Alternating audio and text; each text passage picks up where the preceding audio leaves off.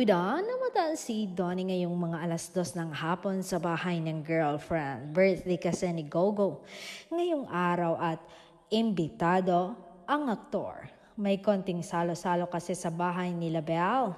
Bongga, di ba? Part na talaga sa family itong si Donnie. Pati mga importanteng events ng pamilya Mariano ay kasali na siya. Bukas na talaga ang pintuan ng bahay ni Belle para sa binata.